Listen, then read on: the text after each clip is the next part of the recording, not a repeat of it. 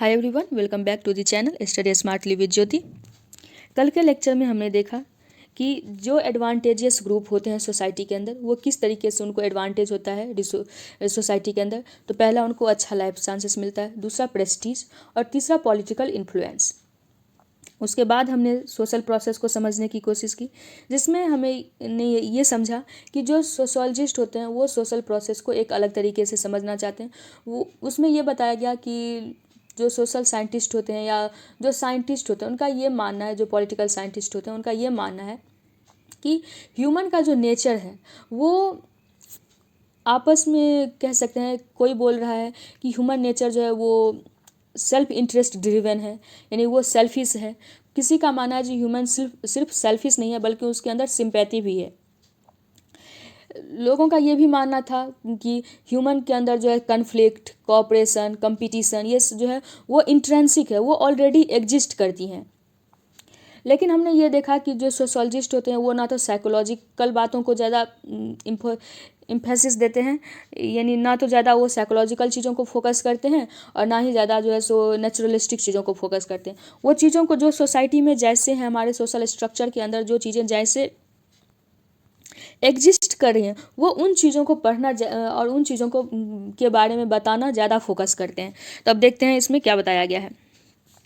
In introducing sociology, we discussed how there are differences and plural understandings of society.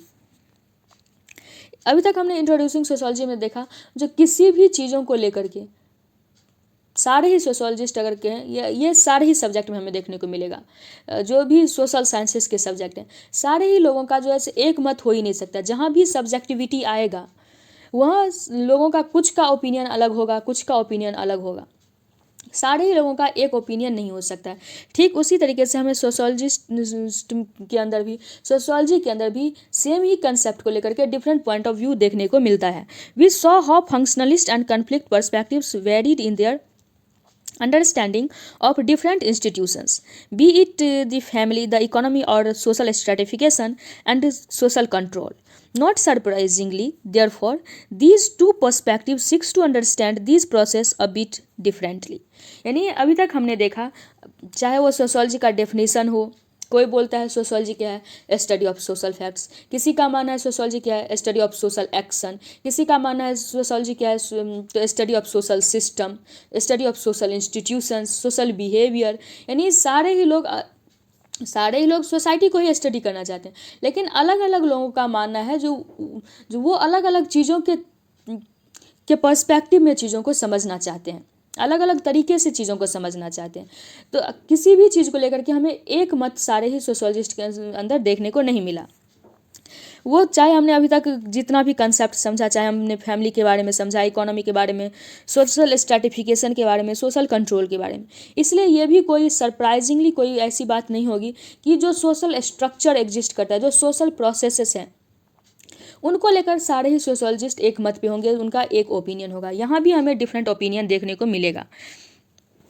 जो functionalist वाले होंगे, और functionalist का नाम आते ही हमें एक नाम याद होना चाहिए, डुरखैम का। और जो कन्फ्लिक्ट वाले का नाम आते ही हमें एक नाम याद होना चाहिए, कार्ल मार्क्स का। तो जो फंक्शनलिस्ट होंगे उनका अलग व्यू पॉइंट होगा, और जो कन्फ्लिक्ट वाले होंगे उनका व्यू पॉइंट अलग होगा।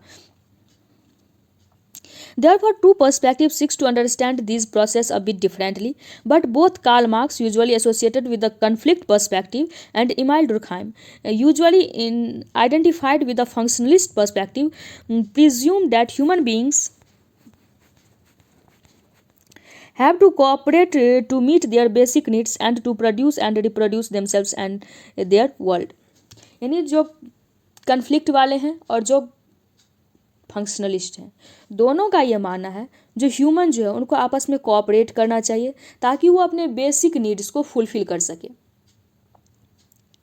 और वो चीज़ों को प्रोड्यूस कर सकें, रिप्रोड्यूस कर सकें और ईजिली इस वर्ल्ड में सर्वाइव कर सके। लेकिन इस चीज़ को दोनों ही मान रहे हैं कि ह्यूमंस को आपस में कोऑपरेट करना चाहिए, लेकिन दोनों का कोऑपरेट करने को दोनों ही सही मान रहे हैं, दोनों को कोऑपरेट करना चाहिए। लेकिन फंक्शनलिस्ट क्यों कोऑपरेट करना चाहिए, यानी डुरखैम क्यों कोऑपरेट करना चाहिए सोसाइटी के अंदर एक दूसरे का, उसका अलग रीज़न बताएंगे। और जो कन्फ्लिक्ट वाले हैं वो इस चीज़ पे फोकस करेंगे, अगर वो कोऑपरेट करते हैं तो उनको क्या निगेटिव चीज़ें देखने को मिलेंगी, क्या निगेटिविटी देखने होती है, उससे क्या लॉस होता है जो कोऑपरेट करता है, उस चीज़ पे ज़्यादा मार्क्स फोकस करेंगे। तो सबसे पहले हम कन्फ्लिक्ट पर्सपेक्टिव समझ लेते हैं। The conflict perspective emphasis how these forms of cooperation changed from one historical society to another. जो कार्ल मार्क्स हैं वो बताते हैं जो ह्यूमन हमेशा से कोऑपरेशन करते आ रहा है, लेकिन ये जो कोऑपरेशन का तरीका है ये अलग अलग समय में बदलता हुआ हमें देखने को मिलता है। और इसमें ये कई ग्रुप बताते हैं, इस बुक में तो बहुत डिटेल में नहीं दिया गया है, ये बताते हैं किस तरीके से, मैं बता देती हूँ आप लोगों को।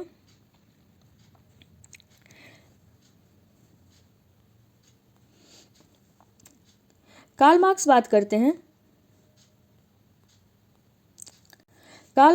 करते हैं कि ये कोऑपरेशन कैसे है। तो हम सबसे अर्ली फॉर्म ऑफ सिविलाइजेशन में अगर हम देखें तो वहाँ क्या होता था, एक मास्टर होता था और दूसरा स्लेव होता था। जैसे अगर हम मौर्यन डायनेस्टी पढ़ते हैं तो वहाँ भी हमें स्लेव देखने को मिलता है, और एक किंग होता था, यानी एक मास्टर हो गया दूसरा स्लेव हो गया। अब ये जो स्लेव है ये किसके लिए काम कर रहा है, इस मास्टर के लिए काम कर रहा है, ठीक है। यानी यहाँ पे किसका, अगर हम कहें एक तरीके से शोषण किसका हो रहा है, यहाँ पे स्लेव का शोषण हो रहा है। यानी ये स्लेव जो है अपना पूरा लेबर कर रहा है, पूरा श्रम कर रहा है, और फ़ायदा इसका कौन ले रहा है, जो मास्टर है। बाद में जब जो है वो थोड़ा सा चेंज आया, हमें फ्यूडल सिस्टम देखने को मिला। अब यहाँ पे हमें देखने को मिला फ्यूडल लॉर्ड्स और सर्फ्स यानी पीजेंट्स हो गए, फार्मर हो गए। अब जो फ्यूडल लॉर्ड्स है, अब यही सिस्टम हमें आगे भी देखने को मिलेगा। अब क्या हो गया, अभी तक एक मास्टर था और बहुत सारे स्लेव थे, और जितना भी लैंड था वो मास्टर के अंदर था और स्लेव्स उसके लिए काम करते थे। जैसे ही फ्यूडल लॉर्ड्स आए, अब क्या हुआ, लैंड जो है वो बहुत बड़ा बड़ा लैंड का नहीं रह गया, बल्कि छोटे छोटे लैंड के टेरिटरी एरिया बन गए। अब एक फ्यूडल लॉर्ड है और उसके लिए काम कर रहा है पीजेंट्स और सर्व्स। अब कौन बना ये फ्यूडल लॉर्ड, यही जो मास्टर था या जो नोबेल्टी ग्रुप था या इसमें जो बड़े बड़े पोस्ट पे लोग थे, ये फ्यूडल लॉर्ड कौन है, वही लोग हैं। और ये जो यहाँ पे स्लेव था वही अब उसका जो है वो कह सकते हैं एक तरीके से नाम चेंज हो गया है, अलग इकोनॉमिक सिस्टम आते ही नाम चेंज हो गया। अब वो पीजेंट बन गया, अब वो लेबरर्स बन गया, अब वो वर्कर्स बन गया, ठीक है। अभी ये लेबरर्स बना है। फिर जैसे ही ये सिस्टम चेंज हुआ और मॉडर्न सिस्टम अगर हम देखने को मिला, इंडस्ट्रियल रिवॉल्यूशन जैसे ही आया, तो यहाँ पे हमें फैक्ट्री देखने को मिला। और फैक्ट्री सिस्टम में अगर हम देखें तो जो कैपिटलिस्ट है, ये कैपिटलिस्ट कौन है, जो पहले फ्यूडल लॉर्ड्स थे जिनके पास अच्छा खासा जो है पैसा था, जो वेल्दी मर्चेंट्स थे, वही आज कैपिटलिस्ट बन के बैठे हुए हैं। जो बुर्जुआजीज हैं वो कौन है, वही लोग हैं, ठीक है। और जो पहले वर्कर्स थे, जो पहले पीजेंट्स थे, जो पहले सर्व्स थे, आज वो वर्कर का काम कर रहे हैं, आज वो फैक्ट्री वर्कर का काम कर रहे हैं। तो कार्ल मार्क्स यही चीज़ बताने की कोशिश कर रहे हैं कि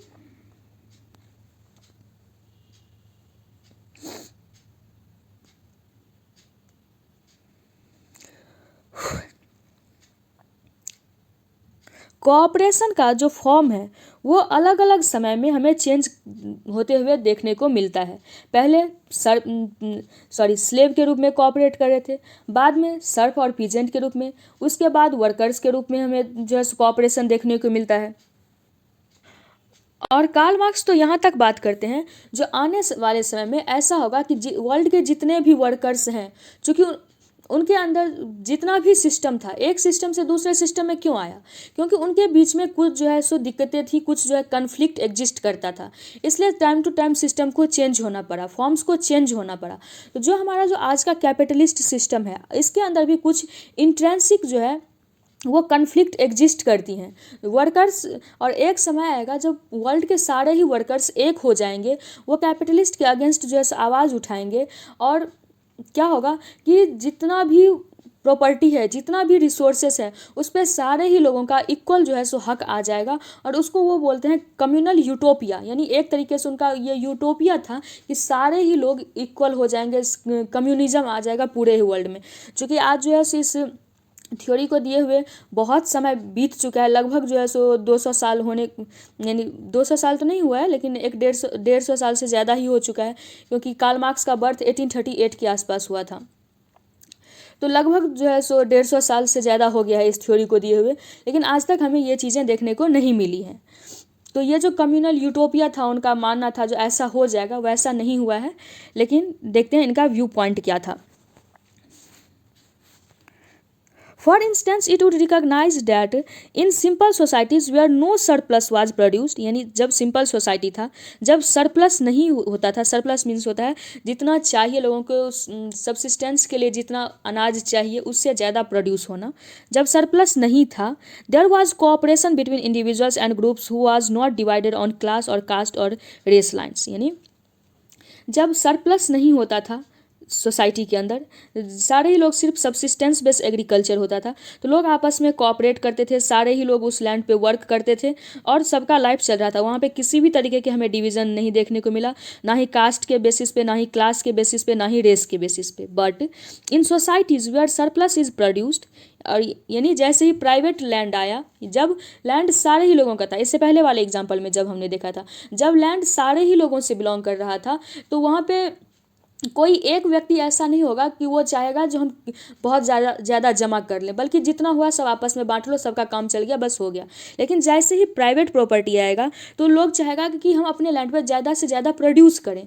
तो इसी में बताया गया है वही चीज़ कि जैसे ही सरप्लस हुआ, जैसे ही प्रोडक्शन बढ़ा, surplus is produced, whether feudal और capitalist, the dominant class appropriates the surplus and cooperation would necessarily involve potential conflict and competition.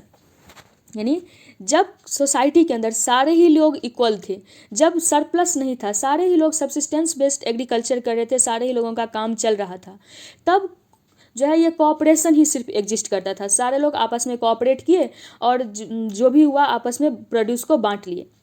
लेकिन जैसे ही सरप्लस आया, प्राइवेट प्रॉपर्टी का राइज हुआ, सरप्लस का राइज हुआ, सरप्लस आया सोसाइटी के अंदर, चाहे वो फ्यूडल सोसाइटी के अंदर हमें देखने को मिला या फिर चाहे हमें अब आज के कैपिटलिस्ट सिस्टम में हमें देखने को मिलता है। जैसे ही सरप्लस आया, सरप्लस के आते ही क्या हुआ, जो सरप्लस था उस पर सारा ही हक किसका हो गया, जिससे वो बिलोंग करता है। यानी जो रूल्ड क्लास है, जो बुर्जुआजीज है, जो कैपिटलिस्ट है, वो उससे, जो फ्यूडल लॉर्ड्स हैं, सरप्लस उससे बिलोंग करता है। एक एग्जांपल के थ्रू समझते हैं। ये एक लैंड है, इस लैंड में 100 kg राइस का प्रोडक्शन हुआ और यहाँ पे 100 लोग हैं, ठीक है, 100 लोग हैं। ये सारे ही लोगों ने 1-1 kg राइस को आपस में बांट लिया, ठीक है। ये है पहला सिस्टम। अब यहाँ पे किसी से किसी को झगड़ा होगा? नहीं होगा, सारे ही लोग इक्वल हैं, सारे ही लोगों को 1-1 kg मिल गया। अब एक दूसरा एग्जांपल लेते हैं। ये एक लैंड है, यहाँ पे 100 kg हुआ, लेकिन ये जो लैंड, यहाँ पे 100 इंडिविजुअल भी है, ठीक है, लेकिन ये जो लैंड है ये किसी एक व्यक्ति का है इसमें से, ठीक है। अब इस व्यक्ति ने क्या किया, 100 kg यहाँ राइस तो हुआ, 100 लोग भी हैं, इसने क्या किया, 75 kg खुद रख लिया और जो 25 kg बचा उसमें इस 99% को 99 पीपल को दे दिया, 99 पीपल को दे दिया 25 kg। अब यहाँ क्या हुआ, अब चूंकि यहाँ पे पीपल ज़्यादा हैं, लोग ज़्यादा हैं और अनाज कम है, तो अब क्या होगा, इनके बीच में पहले आपस में कन्फ्लिक्ट होगा, ठीक है।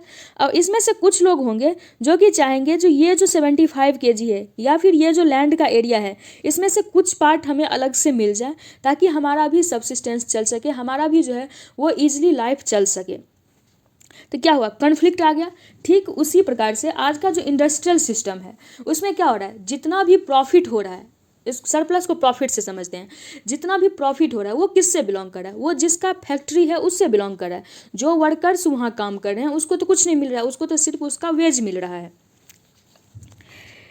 तो कार्ल मार्क्स बताते हैं जैसे ही सरप्लस का राइज हुआ, जैसे ही प्रॉफिट का राइज हुआ, ये जो कंपटीशन था और ये जो कन्फ्लिक्ट था इसका भी जन्म साथ ही हुआ। द डोमिनेंट क्लास अप्रोप्रिएट्स, यानी डोमिनेट कौन किया, जिससे का फैक्ट्री है, जिसका वो लैंड है, वो डोमिनेट किया, उसको कार्ल मार्क्स ने बोला डोमिनेंट क्लास। ये टर्म याद रखेंगे, कार्ल मार्क्स कौन कौन से टर्म का यूज कर रहे हैं, फ्यूडल, कैपिटलिस्ट और ये हो गया dominant class. Dominant class appropriates the surplus and cooperation would necessarily involve potential conflict and competition. यानी अब cooperation तो हो रहा है लेकिन साथ में conflict और competition भी हमें देखने को मिलेगा साथ में surplus के साथ. The conflict views thus emphasizes that groups and individuals are placed differently and unequally within the system of the production relation. और ये conflict जो है इसका rise क्यों हुआ? चूँकि अब जो इंडिविजुअल्स हैं वो अनइक्वली डिवाइडेड हैं, यानी जो प्रोडक्शन रिलेशन है उसमें लोग अनइक्वली डिवाइडेड है. पहला जो सिस्टम था, जब जो हम इससे पहले वाले एग्जांपल में जो हमने देखा उसमें जो सिस्टम था, जितना प्रोडक्शन हो रहा था सारे ही लोगों में इक्वली बट रहा था. लेकिन अब जो हमारा सिस्टम है, न्यू सिस्टम जो है, सरप्लस वाला जो सिस्टम है, इसमें जो प्रोडक्शन है उसका जो बेनिफिट है वो अनइक्वली डिवाइड हो रहा है. यानी प्रोडक्शन रिलेशन में डिफरेंस हो रहा है, वो अनइक्वली डिवाइड हो रहा है, जिस कारण से कन्फ्लिक्ट का भी राइज हो रहा है. Thus the factory owner and the factory worker do compete in their everyday work. यानी जो वर्कर होंगे और जो ऑनर होंगे वो कम्पीट करेंगे, but a certain conflict of interest would define their relationship. और कुछ सर्टेन कन्फ्लिक्ट जो है, यानी कोऑपरेट तो करेंगे वर्क में, लेकिन कुछ ना कुछ उनके बीच हमें कन्फ्लिक्ट देखने को मिलेगा. जैसे कि जो वर्कर्स होंगे वो टाइम टू टाइम जो है वो उनका कन्फ्लिक्ट ये होगा कि हमारे वेज को बढ़ाया जाए, हमें बोनस मिले, हमें डिफरेंट सिक्योरिटीज़ प्रोवाइड की जाएँ. और जिनका वो फैक्ट्री होगा वो चाहेंगे कि हम बोनस कम दें, जो डिफरेंट ओकेजन्स होते हैं उसमें छुट्टी कम दें, ज़्यादा से ज़्यादा वर्किंग आवर. जो वर्कर होंगे उनका मानना होगा कि वर्किंग आवर हमें कम मिले, यानी कम काम करना पड़े.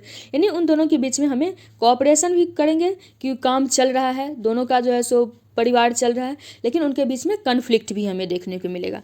The understanding that informs the conflict perspective is that in societies divided by caste और क्लास और patriarchy some groups are advantaged and discriminated against. यानी कुछ लोग ऐसे हैं हमारे, यानी जो कन्फ्लिक्ट थ्योरी है वो इस चीज़ पे फोकस कर रहा है. जो एक ग्रुप ऐसा होता है हमारे सोसाइटी में, भले वो कास्ट के बेसिस पे देखे, पेट्रियार्की के बेसिस पे देखे, क्लास के बेसिस पे देखे, जेंडर के बेसिस पे देखे, एक एडवांटेज लेता है, दूसरों को डिसएडवांटेज होता है. फॉर एग्जांपल पेट्रियार्की, जो मेल होता है सोसाइटी में वो एडवांटेज पे होता है, जो फीमेल होती है वो डिसएडवांटेज पे होती है.